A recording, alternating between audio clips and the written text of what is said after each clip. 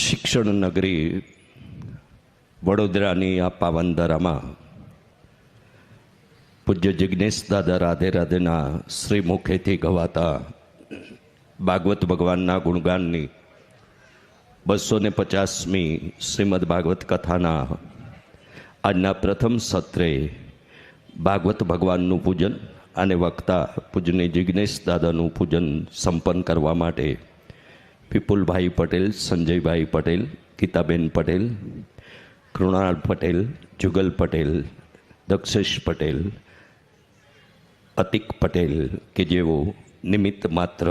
આ કથાના યજમાન તરીકે સદભાગી થયા છે, એ પરિવાર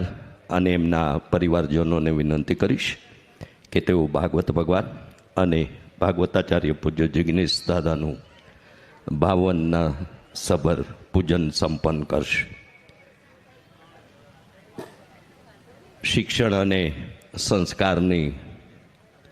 સાથે સાથે ગુજરાતના થોડાક ભૂતકાળમાં જઈએ તો ઔદ્યોગિક વિકાસ તરીકે પણ વડોદરા નગરનું પ્રથમ હરોળનું સ્થાન ગણી શકાય. હવે તો ગુજરાતમાં આપણે ખૂબ ગતિ પ્રગતિ કરી છે ભાગવત ભગવાનની કૃપાથી, ઠાકોરજીની કૃપાથી અને દરેક ગુજરાતીઓના સાહસથી. પણ એવા દિવ્ય નગરમાં શ્રીમદ ભાગવત કથાના આ જ્ઞાન યજ્ઞના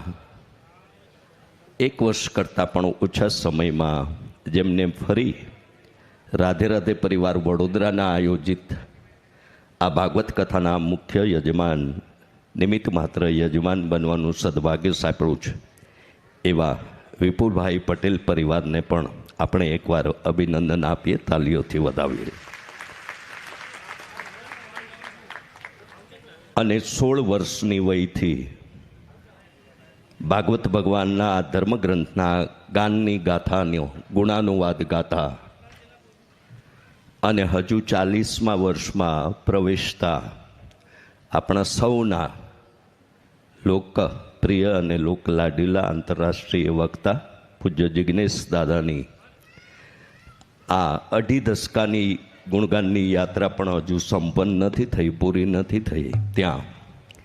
આટલી નાની વયમાં 250મી કથાના ગુણગાન આજે આપણે જિજ્ઞેશ દાદા રાધે રાધેના શ્રી મુખેથી શ્રવણ અને સ્મરણ કરવાના છીએ. ઠાકોરજીને આપણે પ્રાર્થના કરીએ કે પૂજ્ય દાદાના શ્રી મુખેથી માં સરસ્વતીની કૃપાથી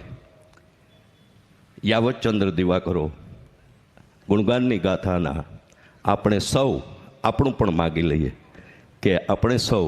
એમના શ્રવણ સ્મરણના સાક્ષી બનીએ, એવી ઠાકોરજીના ચરણોમાં પ્રાર્થના સાથે રાધે રાધે પરિવાર, આજે કંઈક વિશેષ અને વિશિષ્ટ દિવસ છે. પોષ સુદ એકમ તો ખરી જ, પણ સાથે સાથે 250માં આ શ્રીમદ ભાગવત કથાના પૂજ્ય દાદાના આજના આ દિવ્ય દિવસની કંઈક યાદીરૂપ ભેટ રાધે રાધે પરિવાર પૂજ્ય દાદાને સમર્પિત કરવા માગે છે.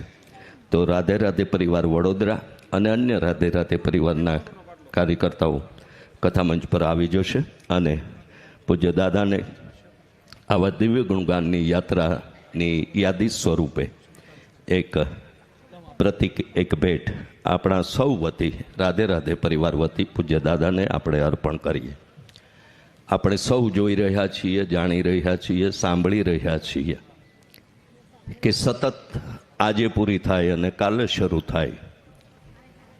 એવી સતત અસ્ખલિત રીતે જો ગુણગાનની ગાથા કોઈ કથાકારના મુખે ગવાતી હોય તો એ ફક્ત ને ફક્ત એક પૂજ્ય જિજ્ઞેશ દાદા રાધે રાધેના મુખેથી, ઠાકોરજીની કૃપાથી વેરી નેક્સ્ટ ડે. એમ ગઈકાલે જ મહાકાળી માના પાવાગઢના પવિત્ર પાવન સાનિધ્યે કંજરી હાલોલમાં પૂજ્ય દાદાના વ્યાસાસનની 249મી કથા વિશ્રામ થઈ. એ કથાની ભાઈ સિદ્ધાર્થ પટેલ અને એમનો પરિવાર જે 249મી કથાના યજમાન રહ્યા, એ કથાના વિશ્રામ સત્રની કેટલીક યાદરૂપ વિડીયો ઝલક આપણે નિહાળીશું. એ સંપન્ન થયે વડોદરાની ધરતીની આ 250મી શ્રીમદ ભાગવત કથાનું ગાન આપણે સૌ પૂજ્ય જિગ્નેશ દાદા રાધે રાધેના શ્રી મુખેથી શ્રવણ અને સ્મરણ કરીશું. મારા ડાબા હાથે ઊભેલા આવશ્યક કાર્યકર્તાઓ સિવાય સૌ પોતાનું સ્થાન લઈ લેશે. આપ સૌનું રાધે રાધે પરિવાર વડોદરા અને નિમિત્ત માત્ર વિપુલભાઈ પટેલ પરિવાર વતી હૃદયથી સ્વાગત કરીએ છીએ. Radhe Radhe official YouTube channel પર જીવંત પ્રસારણના માધ્યમથી પણ આ કથા રસનું પાન કરતા સૌનું પણ હાર્દિક પટેલ પરિવાર અને રાધે રાધે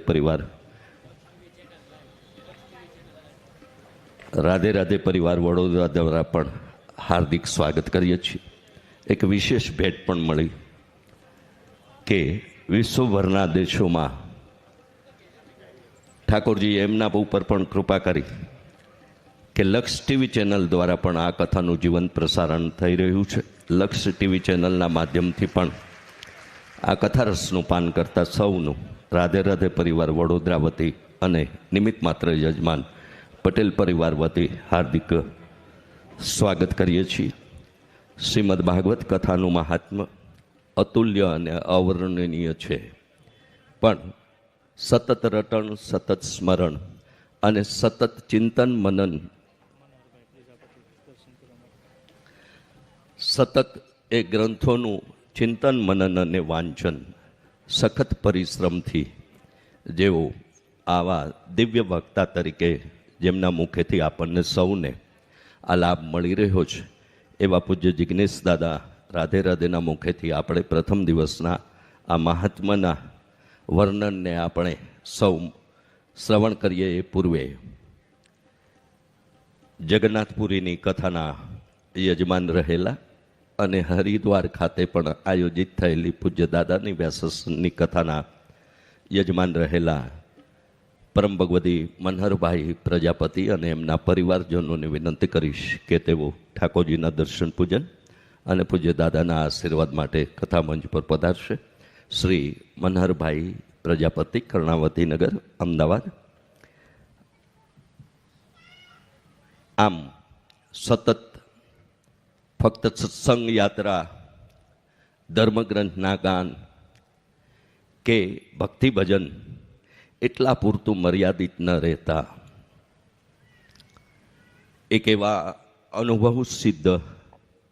સંકલ્પબદ્ધતાને કારણે જેમની પ્રેરણાથી પ્રેરિત થયેલું ટ્રસ્ટ એટલે Radhe Radhe education and charitable trust, આ ટ્રસ્ટ દ્વારા આ સમાજની સામાજિક ઉત્તરદાયિત્વની સેવાઓ, વ્યવહારિક સેવાઓ, વડીલોની સેવાઓ, અનાથ બાળકોની સેવાઓ, ગૌમાતાની સેવા, સંસ્કૃત અને શાસ્ત્રના જતન અને સંવર્ધન માટે વેદ વિદ્યાલયનું સ્થાપન, નિત્ય વિશ્વ કલ્યાણની ભાવના સાથે તથાસ્તુ વિદ્યાપીઠની યજ્ઞશાળામાં ભાગવતજીના હોમ સાથે થતો નિત્ય યજ્ઞશાળા, આવા અનેક સંકલ્પોનું, પૂજ્ય દાદાના સ્વપ્નોનું એક નિર્માણ થતું તીર્થક્ષેત્ર કહી શકાય, યા તો ધર્મક્ષેત્ર કહી શકાય, યા તો સંસ્કૃતિ જતનનું સંવર્ધનનું જે દિવ્ય સ્થાન કહી શકાય એવું તથાસ્તુ વિદ્યાપીઠ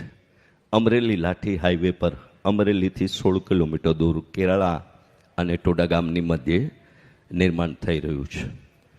આવતા 1/3/2025 ત્યાં બિરાજતા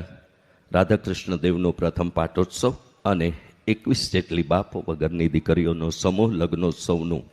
સામાજિક જવાબદારીનું ઉત્તરદાયિત્વ પણ આપણે નિભાવવા જઈ રહ્યા છીએ. એ બધી વિગતો પ્રસ્તુત કરતા પૂર્વે આવો પ્રથમ દિવસે પૂજ્ય દાદાને વિનંતી કરીશ